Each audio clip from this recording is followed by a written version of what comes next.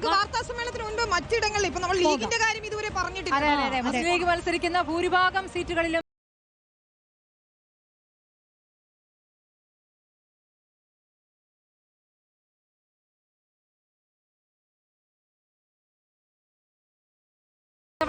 Seat കുറയില്ല എന്ന് കുഞ്ഞാലിക്കുട്ടി പറഞ്ഞു. ആ പ്രതികരണം ആദ്യം കാണാം. നാളെ ഞങ്ങൾ തങ്ങളുമൊക്കെ ആയിട്ട് ചെയ്തൊക്കെ ഞങ്ങൾ പ്രസിഡൻറ്റുമൊക്കെ ആയിട്ടും അതുപോലെ ബാക്കി പാർട്ടി നേതാക്കളായിട്ട് വന്ന പ്രപ്പോസൽസൊക്കെ വെച്ച് തീരുമാനിച്ച് നിങ്ങളോട് പറയും. ഞങ്ങൾ തമ്മിൽ ഉണ്ടായ നിർദ്ദേശങ്ങൾ പാർട്ടി കമ്മിറ്റിയിൽ വെച്ചിട്ടേ ഇനി ഞങ്ങളിത് പബ്ലിഷ് ചെയ്യുള്ളൂ. സീറ്റ് കുറയില്ല.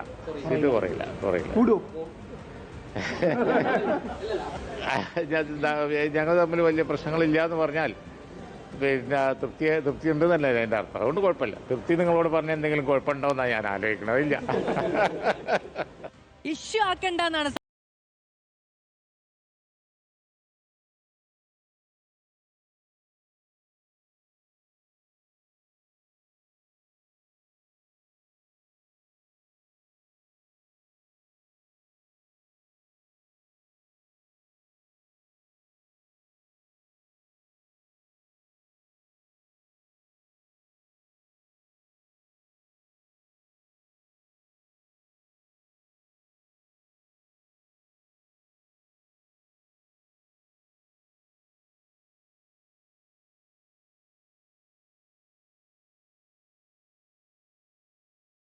എണ്ണം കുറയുമെന്നുകൊണ്ട് തന്നെ ആ നീക്കത്തിൽ നിന്നും ഇപ്പോൾ മുസ്ലിം ലീഗ് പിൻവാങ്ങിയിട്ടുണ്ട്. അതായത് നേരത്തെ മത്സരിച്ച അതേ നിലയിൽ തന്നെയായിരിക്കും കാര്യങ്ങൾ മുന്നോട്ട് പോകുക എന്നാണ് അറിയുന്നത്. അതായത് 27 സീറ്റുകളാണ് മുസ്ലിം ലീഗ് മത്സരിക്കേണ്ടത്.